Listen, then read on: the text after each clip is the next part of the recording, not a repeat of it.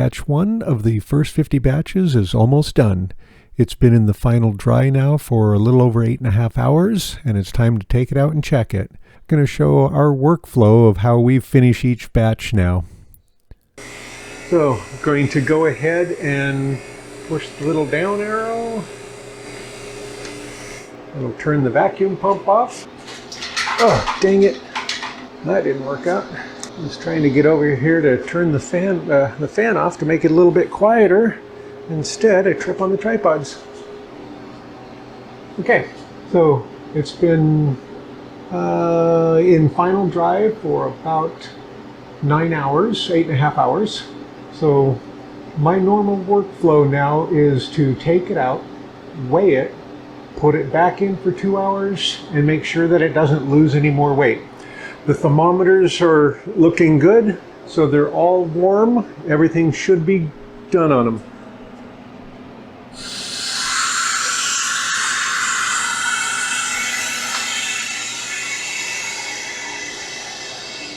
Okay, so obviously you can hear I've left it running. So I've opened the drain valve to let in the air. Now I'm going to open it, but I've left the machine running so that it stays cold. I'm going to run it at least 2 more hours. All of the thermometers suggest that it's done, but we're going to check it. Long ago, I worked for a food-related company.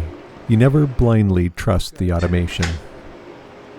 Each tray is numbered, and going to weigh them. And I'm not worried about the actual weight of them, so that the fact that there's a thermometer in there that I didn't weigh before doesn't matter for this, because I just need a weight of it right now. So 117 grams. This is my drying check. Okay, so it's bouncing, so we know that I know with this scale that means it's just about to 117. Okay. So 117 for tray 1, or 1117. Okay.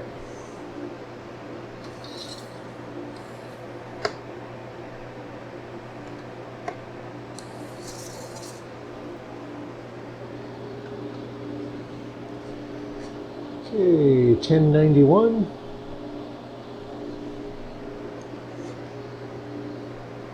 That's a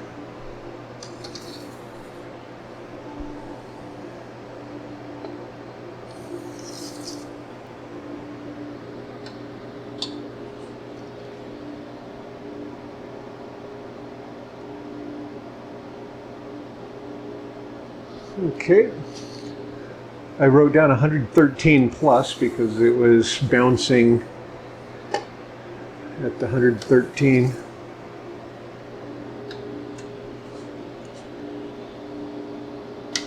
And 1109. And again, I'll add a plus.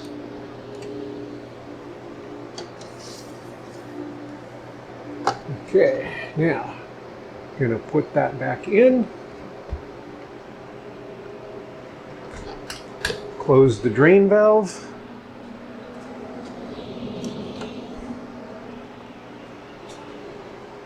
And tell it more time. And close the drain valve. Yes, it's done. Oh, shoot. I should put that down there so you can see it.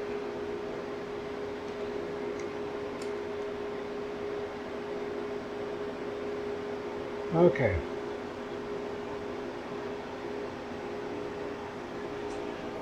All right.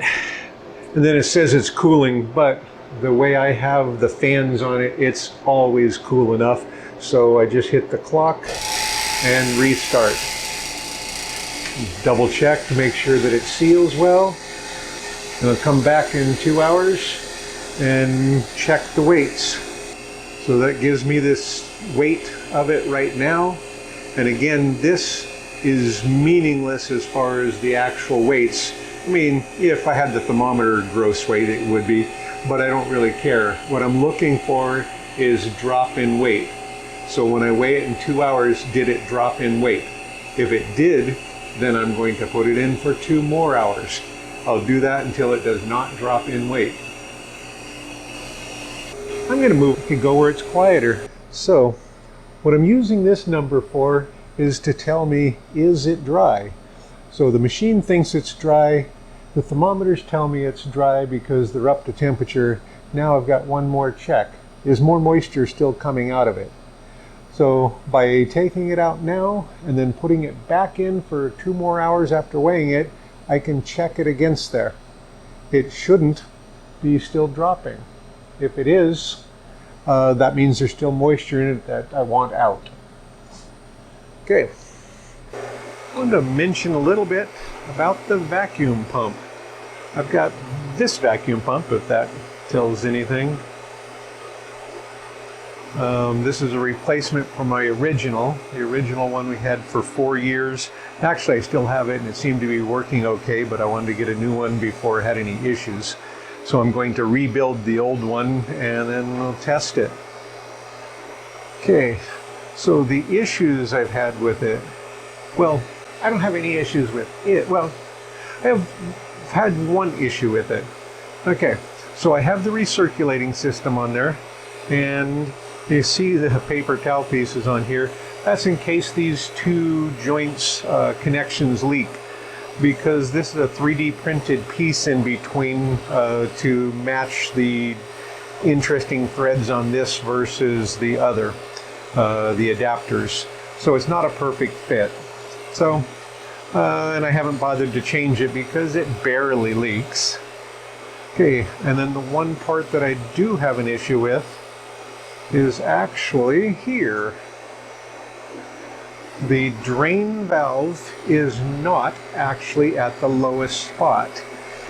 The older one I had a dip at the bottom and the drain valve was actually underneath. So it really did a great job of draining everything. This one, this is actually, there's a shelf here, so it doesn't drain 100%.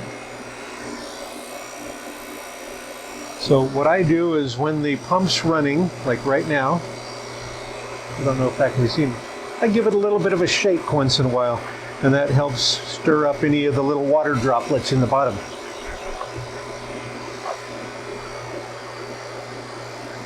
Anyway, so I do that a couple of times each batch, just to make sure that any water does get flushed out of there. And then, of course, those droplets go down into the separator and get pulled out of there.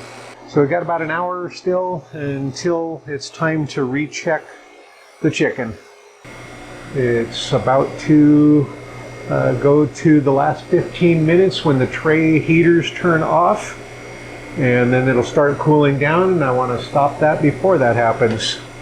So, I'm going to go ahead and bypass the rest of that. Okay, last few seconds. All right. Open the drain valve.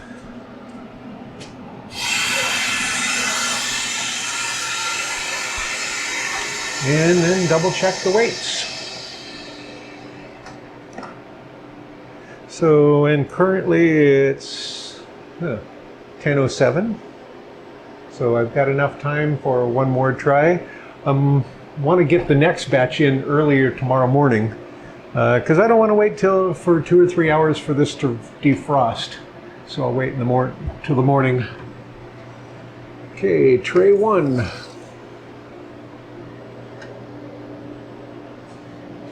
Okay, so before it was 117 and a little under. Now it's 1116, so 117, 1117. Okay, so it looks like, I'm going to double check them all before I leave them out, but it looks like it is going to be done. And bouncing from 1090 to 1091, so same. Okay, so it looks like it's good.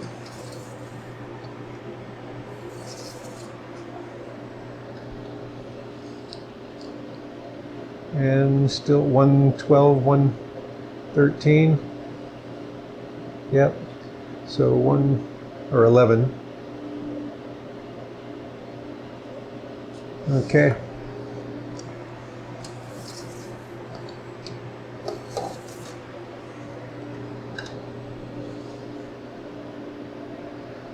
Okay, 11:09. Okay, so after 2 additional hours, so I'm going to go ahead and stop this. Okay, so after 2 additional hours, they've lost less than a gram. Most of them, the trays lost basically 0, or a fraction of a gram. So going to call that done and take them all out. Move them over to the bagging table.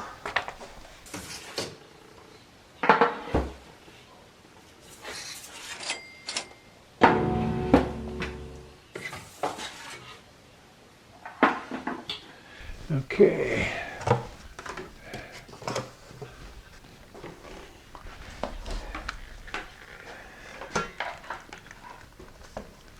And the defrost fan. Okay, and I'm going to leave that off while I bag those so we don't have to listen to that. All right, so moving this stuff over.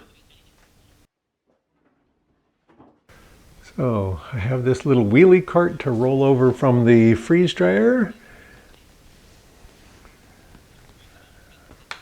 And then here's the bagging table. And I'll put the camera back here behind the table going this way. That way the lights are behind it and I'm not in the way of the camera. So we'll start by weighing all the chicken. Okay, and the original weight does not include the thermometer, so I'll get the thermometers out to get the new gross weights. And we've got 1106. So tray 1, okay, 1106. All right. And tray 2, and get the thermometer out.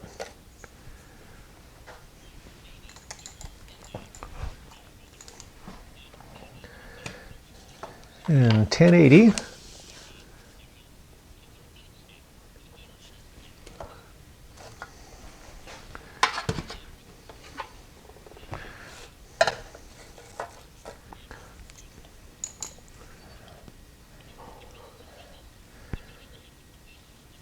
$11.02.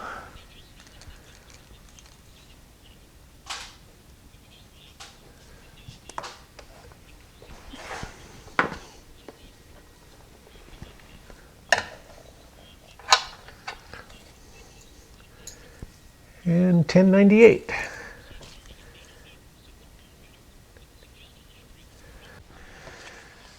Okay, and through the magic of editing, the math is done.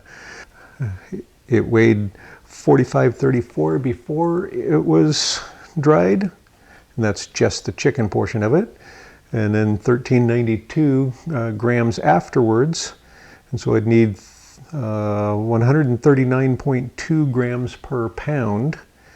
And these bags will easily hold 3/4 of a pound of this chicken, but the chunks are pretty big. So getting a whole pound in there, I would have to break them a lot, and I really don't want to. So I'm going to go with 3/4 of a pound per bag, and that's a pretty decent amount. It's plenty for a couple of people. I mean, that'd be 12 ounces of chicken, according to the requirements or serving suggestions. That would be 3 servings. Yeah, but let's get real. That's 2 good servings, and you could make some nice sandwiches out of it, or some other, chicken salad or something. And a ½ pound would be 69.6 grams.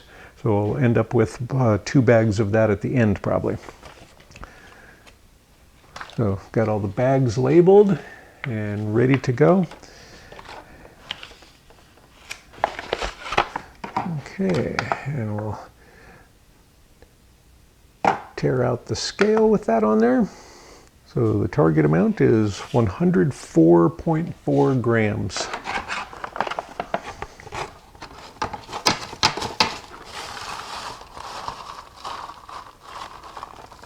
Okay, so you can see that's a good amount of chicken already. And that's not even enough.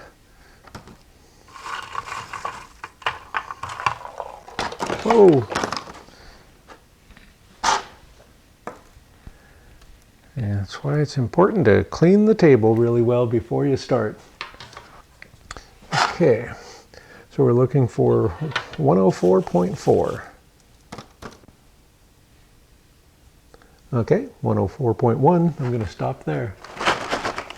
And that's a good bag full of chicken. And the tear weight ideally should be the same on each one of these bags. But let's talk about bagging size. So you could, of course, put them in a much bigger bag and have less bags. When we started, our goal originally was to see how few bags we could use. So we had half-gallon bags, we had gallon bags. And it worked out great until we went to use some of it. Here's the quart bag and then the 2-quart bag. I mean, obviously it's bigger, but it's not just that it's twice the volume. It's kind of twice the volume of water, but it seems like it holds more than twice the amount of solids like this. And it's probably because the extra volume allows for more nooks and crannies to be filled. Anyway, for whatever reason, it's a lot of chicken. It's a lot of material in there.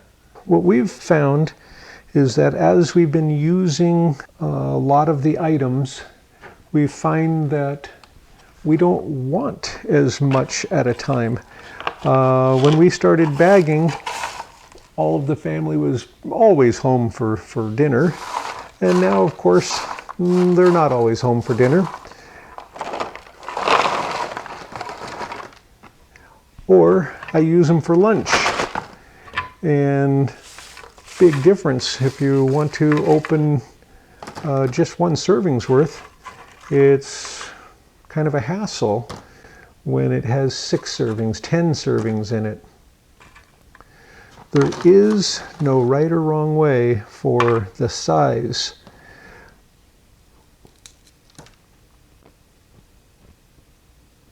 Okay. 0.4. First try. Okay.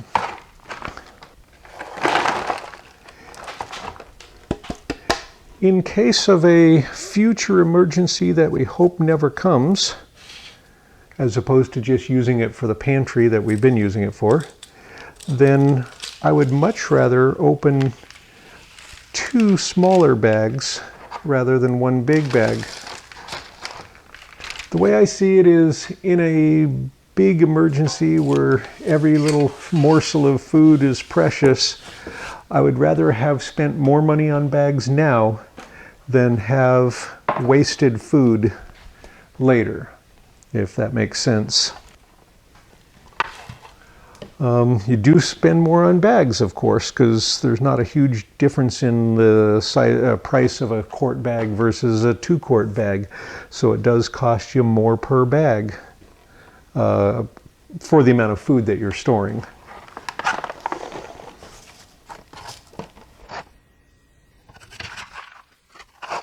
Okay, pretty good. You can use volume instead of weight for bagging them, or you can just scoop it up until you're happy with what's in there. You don't have to weigh them. But if I could have a dozen even bags, or just ignore it, I pretty much have to weigh them and get a dozen even bags. Otherwise, I would always know I could have had even bags. Normally, I would also have the defrost fan going the whole time on the freeze dryer so that it would be fairly defrosted by the time I was finished with this. and in about 2 hours it'd be ready to refill. But I'm not going to refill it tonight because it's late. I'm going to wait till tomorrow morning. And finally, the rest of it, we'll find out how much that is.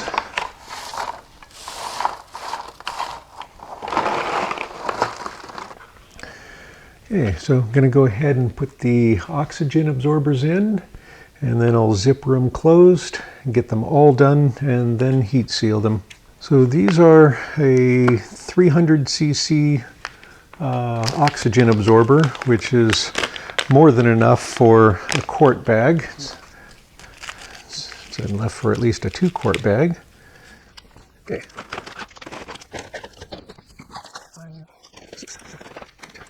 9, 10. So I'm kind of separating them as I go so I don't forget one. Okay, I'm going to get those sealed right away, or closed.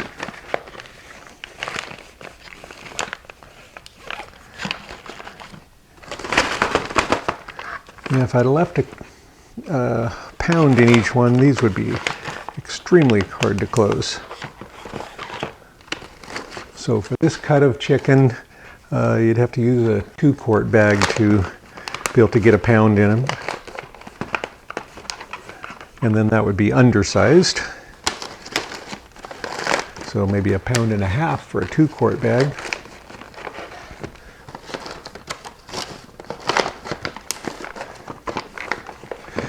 The size of bag is mostly, I think, dependent on how are you going to be using them. If you're going to use them to go camping, well, then you want just the amount that you think you're going to need, because you won't want any leftovers after a meal. Unless you're car camping or RV or something, then it might be fine. But if you're backpacking, you would want just, I would think, one meal out of that, so that you're not stuck with a half pouch of something.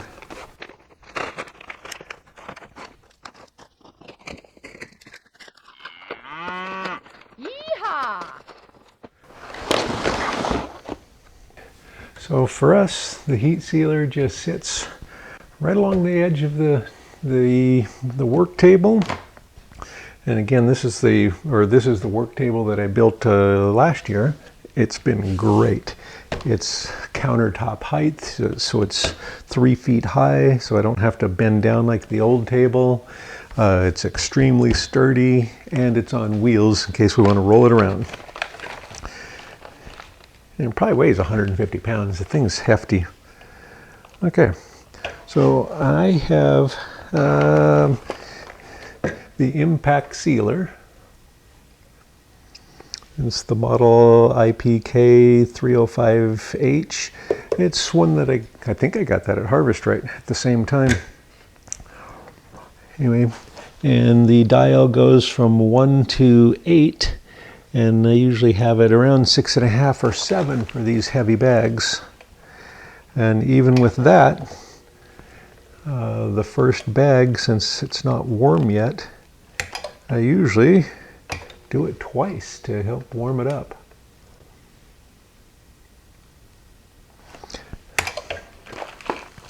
All right. And it does a wonderful job. It's a real nice wide sealer.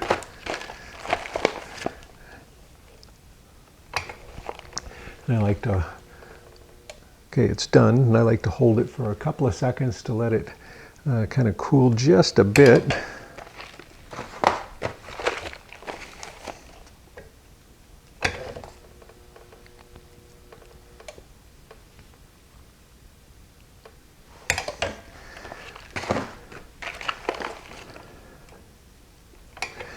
Now these quart bags are actually slightly less than a quart. I think they're only like 3.5 cups or something. So they're not a true quart bag. But again, for us, it's like a perfect size, a compromise size. And we use quite a few pint bags also.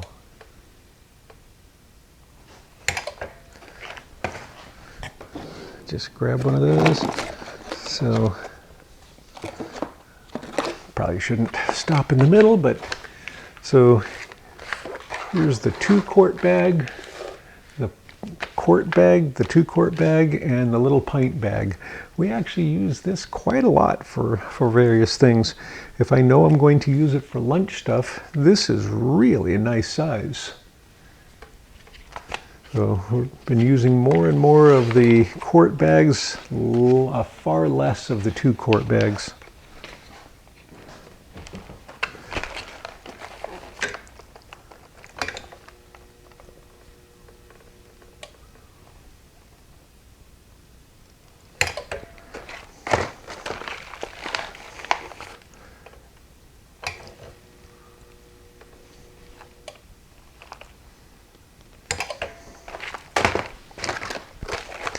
I like to make sure that probably if I put that up, you can really see it.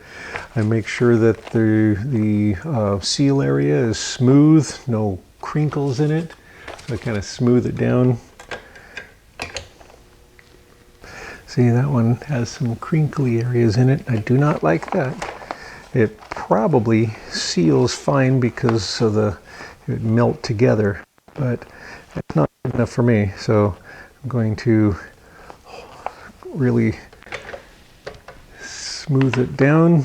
I'm going to hold this seal part over on this side and put a new seal spot along the edge of that one. And then hold it a little bit so it cools as it's melt together.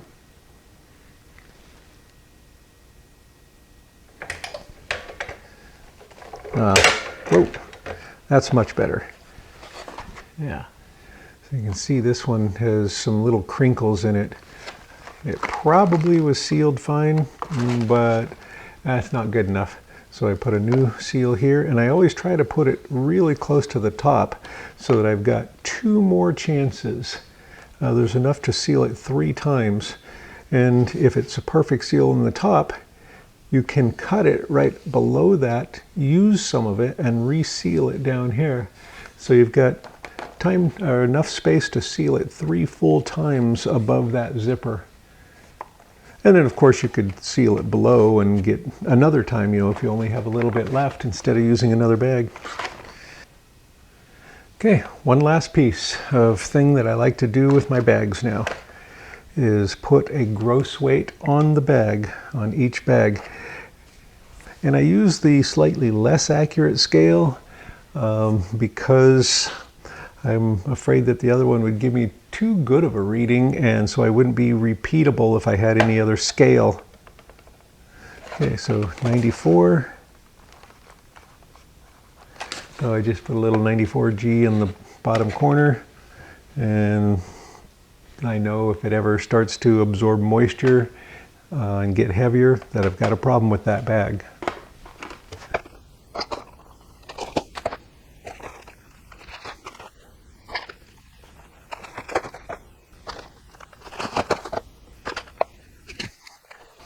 First thing on the list, got 10 pounds of chicken on that date.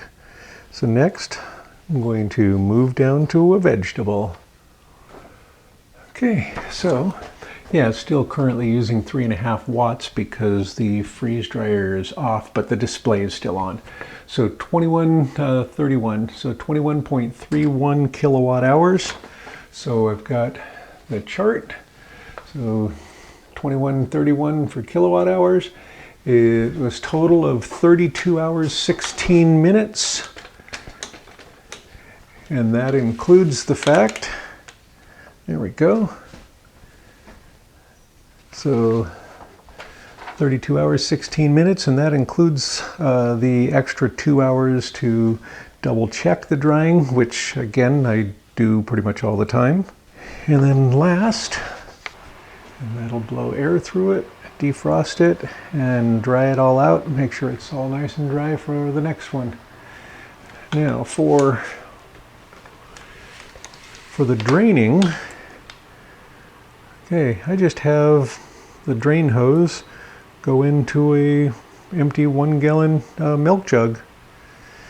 As long as there's less than 1 gallon of water, it's going to fit in there just fine. So the amount of water in that batch should have been about 3,140 grams of water. And one of these containers can hold 3,780 grams of water. So I've only had it go over a couple of times. I wouldn't expect that with this chicken or with any of these things. Okay, so we'll be back when it's time to refill the freeze dryer with the next thing. As soon as I can, I'll get these charts posted, and I'll keep them updated so those that want to follow along can. So it's the next morning. It's 11:30, so it's late the next morning. It's been defrosted. It's time to get it cooling for the next batch, and then we'll go over putting the other ones away. But I want to get this pre-chilling so that it'll be ready in a half hour to get the vegetables in there, which is coming up next. Okay, so closing the drain valve.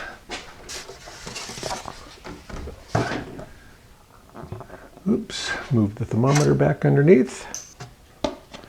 Okay, so thermometer in, door closed. Before I turn it on, we'll get the shot over here.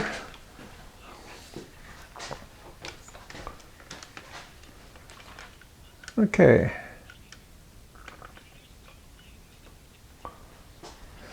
Okay. So you can see a little bit more than 3/4 of a gallon of water out of that batch of chicken. So a little bit more than 6 pounds of water from 10 pounds of chicken. So,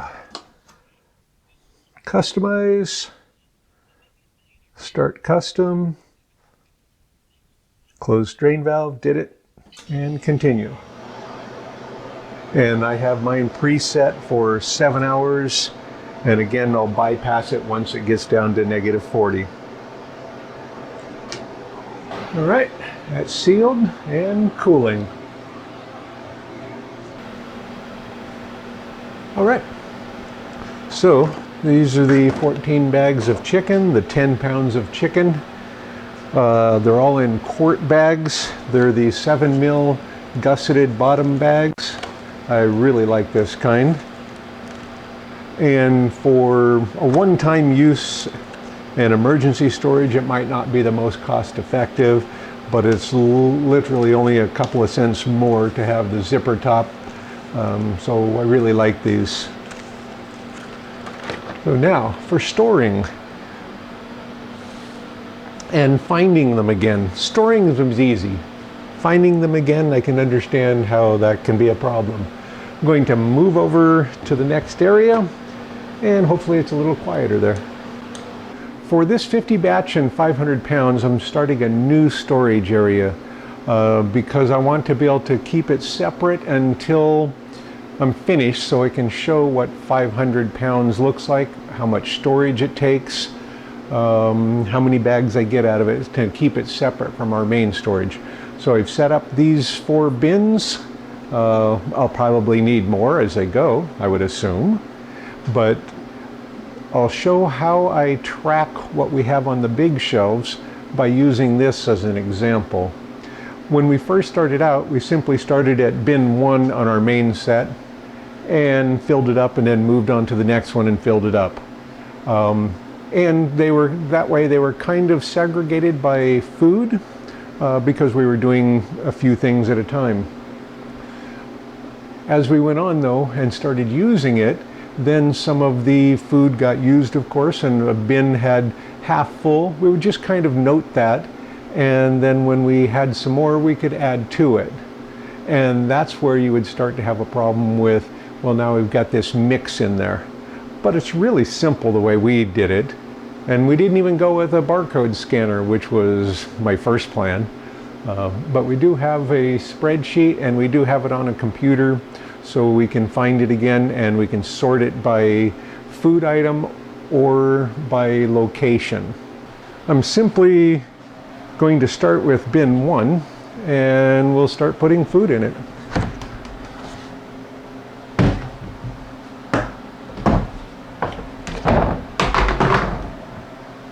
We started using these tubs because They're big, they're inexpensive, and they're from Costco. This is a 27-gallon size. So for our racks, we use 2 different sizes of these tubs, and I'll go over there in just a second. So on our tracking sheet, what we do is we have, and I'll show one, we have what it is and the date, and we just use the month and the year because we figure that's good enough for our tracking. If we were in a commercial type setting, we would go down by the day and would probably use the Julian date, and it'd be real easy to track. But it's more than we need for ours, because we're never going to have more than probably 15 batches in a month. So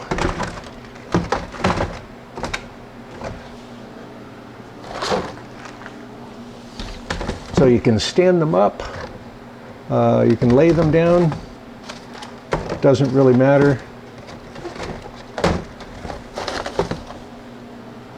And these bags are awfully slippery, so it does cause a little bit of a problem because they want to slip around until you get whole layers of them in there.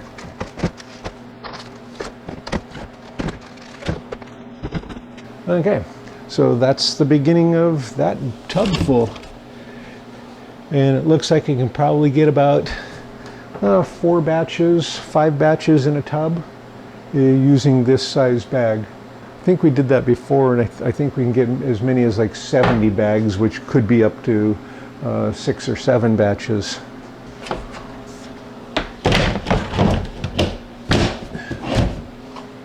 This is our racks of freeze-dried food, and there's 2 racks deep.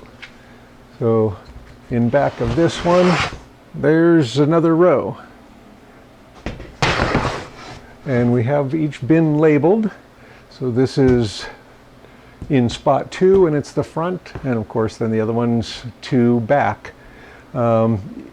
We could have gone any way we wanted. We could have just simply labeled them 1 through 40 and then just kept going. And then we would know that, for instance, 1, 2, 3, 4, and as long as we have labels on the shelf, we'll know where they're at, and it's pretty easy to find. But that's how we have it. And then as we're using things up, if they start to get, we notice there's plenty of space, we've got this little blue piece of tape on there. That's just when I'm down here and I don't have the list. Otherwise, I can just look at the list and find out where space is. But this lets me know that there's room in this one, so I've got enough room to put a batch in there if I want.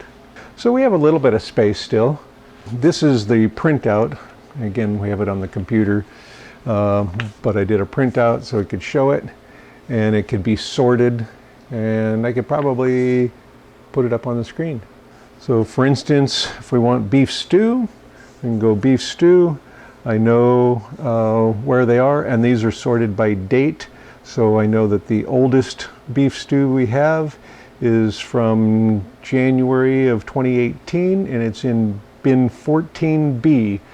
So it's in the second one back behind here. And there's 5 bags of it in that bin. All right, I'll go check to see if it's time to put stuff in the freeze dryer. Check the temperature.